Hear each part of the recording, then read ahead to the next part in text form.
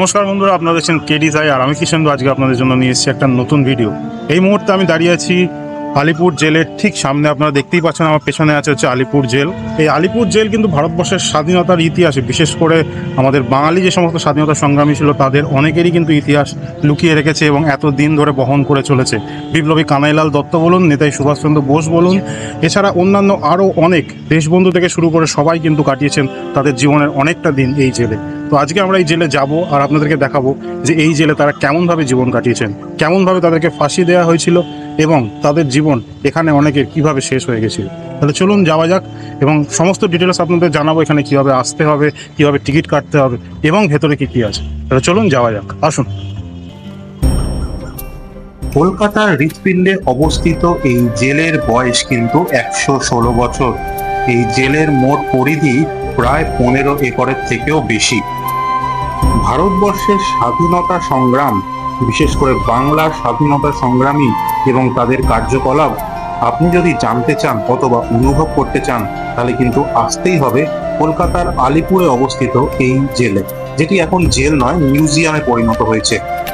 ভারতবর্ষের স্বাধীনতা সংগ্রামীদের মধ্যে অনেকেই কিন্তু তাদের জীবনের অনেকটা সময় এই জেলের মধ্যে কাটিয়েছেন। কয়েকজনের নাম করলে বলতে হয় নেতাজি সুভাষচন্দ্র বোস, চিত্তরঞ্জন দাস, দীনেশ গুপ্তা, ডক্টর বিধানচন্দ্র রায়, এছাড়া আরো অগুন্তি অনেক মানুষই কিন্তু তাদের জীবনের অনেকটা সময় এই জেলের মধ্যে কাটিয়েছেন ভারতবর্ষের স্বাধীনতা সংগ্রামের জন্য।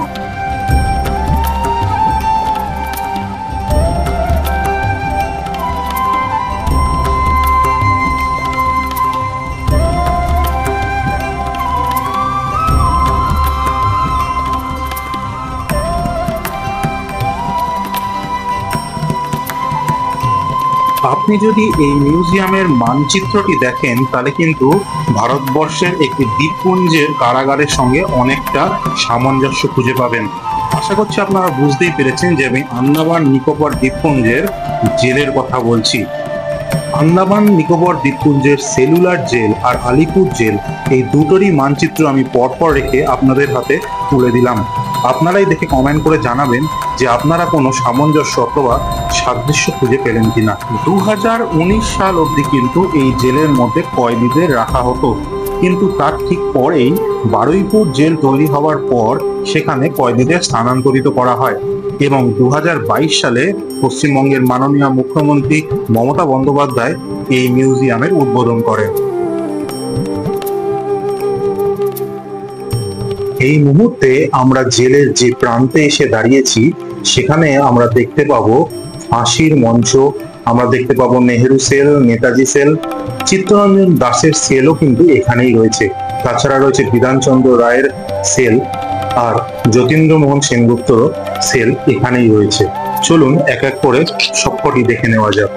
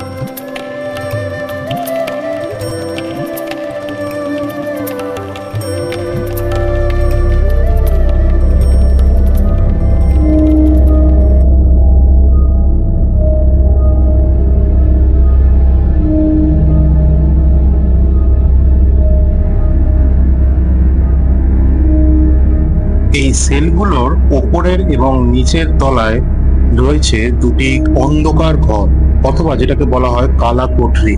এদের মধ্যে স্বাধীনতা সংগ্রামীদের নিয়ে এসে রাখা হতো এবং সেখানে চলতো অকথ্য অত্যাচার, তাদের মুখ থেকে সত্যিটা বার করিয়ে নেওয়ার জন্য।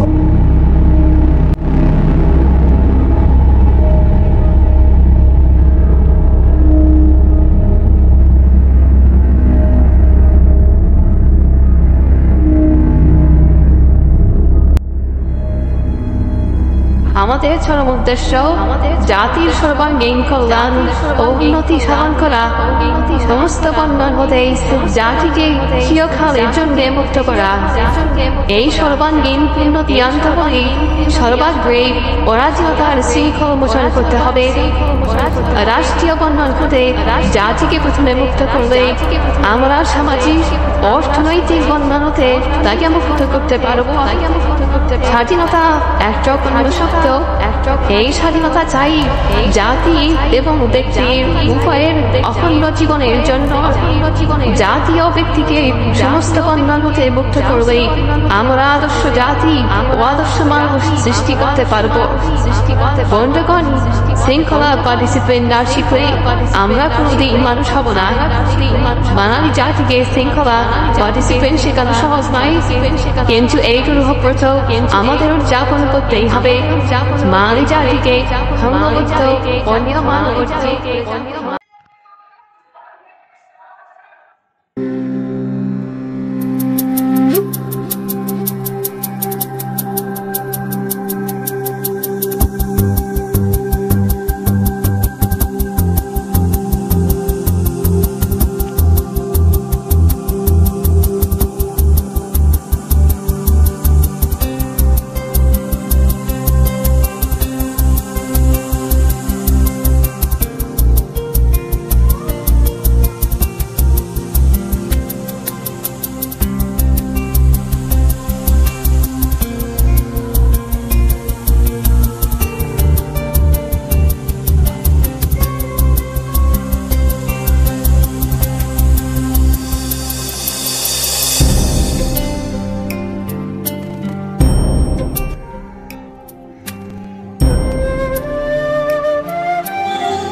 আপনারা যদি দেখেন তাহলে দেখতে পাবেন যে ফাঁসির মঞ্চ এখানে, আর ঠিক এইখান থেকে যারা জেলে বন্দি আছে তারা সরাসরি দেখতে পেত যে এখানে ফাঁসি দেওয়া হচ্ছে।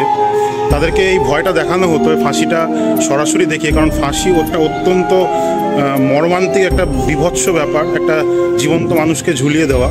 তো সেই জিনিসটা দেখে যাতে তারা তাদের গোপন তথ্য বা স্বাধীনতা সংগ্রামের গোপন তথ্য ইংরেজদের কাছে ফাঁস করে দেয়, এবং যাতে স্বাধীনতার যে সমস্ত কর্মকাণ্ড সেগুলো ফাঁস হয়ে যায়, তাই জন্য এই ভয়ানক জিনিস করা হয়েছিল ইংরেজ সরকার দ্বারা। দেখুন এইখানে হচ্ছে জানলাটা আছে, এই জানলা দিয়ে সরাসরি দেখা যাচ্ছে যেখানে আছে হচ্ছে ফাঁসির মঞ্চ। সেই দিনগুলো কিন্তু এতটাই ভয়ানক ছিল। আমি জানি না আপনাদের বোঝাতে পারছি কিনা। যদি স্বচক্ষে এবং সজ্ঞানে এটাকে দেখতে চান তাহলে অবশ্যই আপনাদের এখানে কিন্তু আসতে হবে। চলুন আরও কিছু জিনিস আপনাদের দেখাই। আপনারা যদি দেখেন তাহলে এটা ছিল অটোপসি রুম। এখান থেকে ফাঁসি দেওয়ার পর সেই মানুষটিকে নিয়ে আসা হতো এখানে, এবং এইখানে এনে সে মানুষটিকে শুইয়ে দেওয়া হতো এবং তার অটোপসি করা হতো। এখানে সমস্ত ধোয়া টোয়ার কাজকর্ম হতো, এবং যে রক্তটা সেই মানুষটির শরীর থেকে বেরোতো সেই রক্ত এখান থেকে বয়ে যেত একদম সোজাসুজি এইভাবে। সে মানুষটাকে এখানে এনে শোয়ানো হতো, এবং সেই কর্মকাণ্ড কিন্তু এই জানলাগুলো থেকে দেখতে পেত সমস্ত বন্দি যারা আছেন। এই রকম ছিল সেই সময়কার ব্যবস্থা।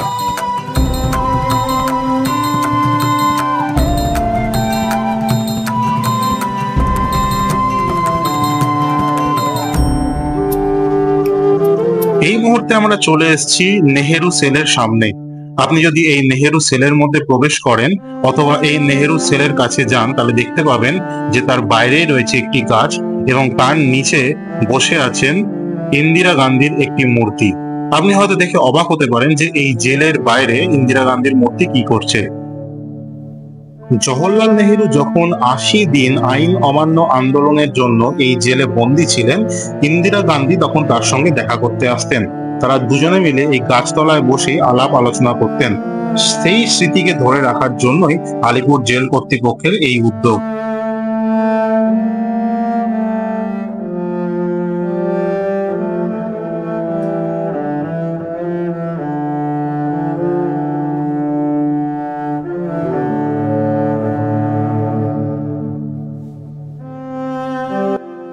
এছাড়াও এই জেলের মধ্যে একটি সাধারণ কক্ষে তৈরি করা হয়েছে কিছু কৃত্রিম কয়েদি, এবং সেখানে রয়েছে দারুণ সাউন্ড এফেক্ট। এবং সেই সাউন্ড এফেক্ট এবং কৃত্রিম কয়েদিদের দিয়ে দেখানোর চেষ্টা করা হয়েছে যে সেই সময় জেলের মধ্যে মানুষের জীবনযাত্রা অথবা কয়েদিদের জীবনযাত্রা কেমন ছিল। আমি হলফ করে বলতে পারি যে ওই ঘরের মধ্যে আপনি যখন ঢুকবেন আপনার গায়ে কাঁটা দিয়ে উঠবে। তাহলে চলুন আপনাদেরকে নিয়ে যাওয়া যাক সেই ঘরের মধ্যে।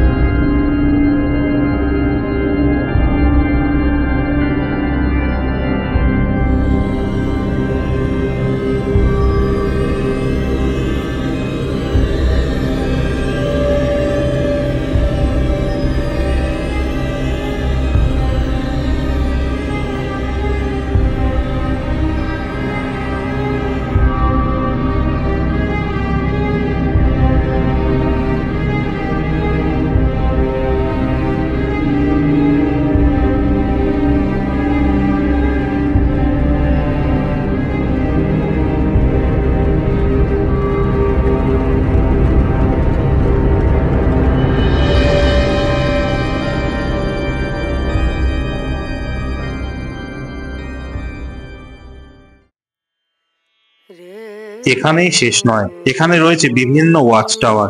তার মধ্যে একটি ওয়াচ টাওয়ার রয়েছে যেখানে তেপান্তর অর্থাৎ আন্দামানের সেলুলার জেলে মানুষ কি ধরনের জীবনযাপন করতেন সেটাও কিন্তু প্রদর্শন করার চেষ্টা করা হয়েছে।